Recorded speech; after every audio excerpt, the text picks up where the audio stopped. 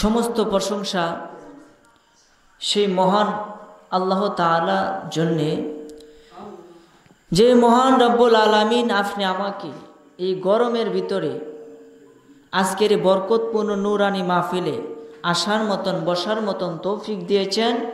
এই জন্য সকলে আবারও শুকরিয়া তাই আল্লাহর দরবারে আদায় করে বলেন আলহামদুলিল্লাহ। এই যে গরম, এই গরমটা হলো আপনি আমাদের জন্য একটা সতর্ক বার্তা। এটা কি একটা সতর্ক বার্তা? বুখারী শরীফের মধ্যেও আছে। এটা সতর্ক বার্তা কি? নবীজি বলছেন অতিরিক্ত গরম, খুব মনোযোগ, এই যারা মেসায় রয়েছে এই মেসাও এদিকে দরকার না, এদের হারার কাম করব আমার জোসাইবা। নবীজি বলছেন অতিরিক্ত গরম জাহান্নামের নিঃশ্বাস।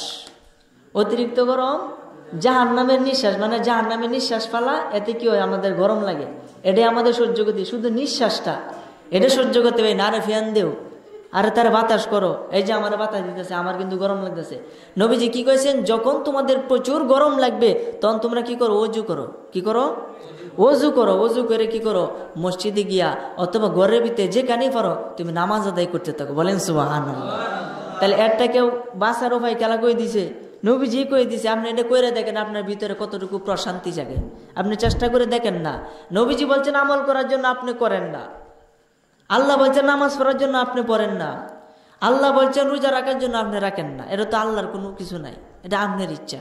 যাই হোক, সব শেষে আল্লাহ একটি বিচার করবে, হয় জান্নাত হয় জাহান্নাম, দুইটা থেকে একটা জায়গায় আমাদেরকে যেতে হবে। আমাদের মূল আলোচনা বিষয় হলো সেই মহান রব্বুল আলামিন যিনি আপনাকে আমাকে এই মিলাদুন নবীর মাস পর্যন্ত জীবিত রেখেছেন, সেই সাথে বিনা দরখাস্তে বিনা কান্দানিতে আখির নবীর উম্মত করেছেন।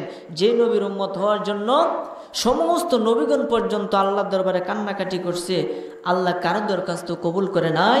সর্বশেষে হযরত ঈসা আলাইহিস সালামের দরখাস্ত আল্লাহ কবুল করছে। কবুল কইরা তার আখির নবীর উম্মত হিসাবে কবুল করে আকাশে উঠায় নিয়ে গেছে। শেষ জামানায় তিনি আসবে, দাজ্জালকে ধ্বংস করবে। তিনি আসবে কিন্তু নবী হইয়া না, আমাদের নবী আমাদের মতো এমন উম্মত হয়ে। বলেন সুবহানাল্লাহ। তবে কি, তার একটা স্পেশালি শক্তি থাকবে। আল্লাহ তার একটা শক্তি দিবে, যে কি, তার নাকের শ্বাসে পাথর গলে পানি হয়ে যায়। বলেন সুবহানাল্লাহ। এত শক্তিশালী হবে। এটা কার ক্ষমতা? আল্লাহর ক্ষমতা। যে সূরা ফাতিহার মধ্যে আপনারা পড়েন আলহামদুলিল্লাহি রাব্বিল আলামিন, যদি আপনারা অর্থ বুঝে নামাজ পড়েন তাহলে আপনাদের কিন্তু অনেক সব এবং অনেক মনোযোগ নামাজের মধ্যে আসে। যেমন আপনি বলেন আলহামদুলিল্লাহি রাব্বিল আলামিন, সমস্ত প্রশংসা বিশ্বসমূহের প্রতিপালকের উপর, যিনি আমাকে আপনাকে লালন পালন করেন। বলেন সুবহানাল্লাহ। এর ব্যাখ্যা কি? এর ব্যাখ্যা যদি আমি দিই তাহলে আমার মূল আলোচনার ভিতরে যেতাম না, একটু সামান্য সংক্ষেপে কইতাম নি। আলহামদুলিল্লাহি রাব্বিল আলামিন, সমস্ত প্রশংসা সেই মহান রব্বুল আলামিনের জন্য, যে মহান রব্বুল আলামিন আপনি আমাকে মায়া করে দয়া করে বানায়া তিনি লালন পালন করেন। জোরে বলেন সুবহানাল্লাহ। তিনি লালন পালন করেন, তিনি হলেন রব। হুজুর রব কি? রবের তো আমরা চিনি না। আল্লাহরে তো না চিনলে কবরে যান, নির্ঘাত আপনি জাহান্নামে যাবেন। ওকে ডাইরেক্ট আল্লাহকে চিনে আপনাকে কবরে যেতে হবে। আল্লাহ কিরকম, আল্লাহর দেহটাকে আপনার বুঝতে পারেন। আল্লাহর কি দেওয়া আছে আপনি পাইবেন বিছায়া? আল্লাহর পাইবেন? আল্লাহর কি ধরা যায়, দেখা যায়, ছোঁয়া যায়? কিছুই করা যায় না। আল্লাহ পাইবেন কেমনে? আল্লাহরে পাইতে গেলে যাইতে হবে নবীর কাছে। হুজুর নবীর দয়া যত শেষ, নবীজি তো আমাদেরকে দেখানোর জন্য পর্দা করছে। ওহন যাই কই, ওহন বর্তমানের যুগে যে আল্লাহর ওলিগণ বেঁচে আছেন, খাঁটি আল্লাহর ওলি সহবতে থাকতে হবে। তারা যেভাবে কই এভাবে চলতে হবে। দেখেন নবী ভাইন কিনা। বলেন সুবহানাল্লাহ। এই জন্য আমার ভাইরা, বাবারা, বন্ধুরা, এই আলহামদুলিল্লাহি রাব্বিল আলামিনের ব্যাখ্যা সামান্য সংক্ষেপে কই আমি মূল আলোচনার ভিতরে ঢুকে যাব। খুব মনোযোগ দেন। আলহামদুলিল্লাহি রাব্বিল আলামিনের ব্যাখ্যা আল্লামা কাজী নাসিরউদ্দিন বাইজাবি রহমতুল্লাহ আলাই উনি লিখতেছে। খুব মনোযোগ দেন, কত চমৎকার কথা।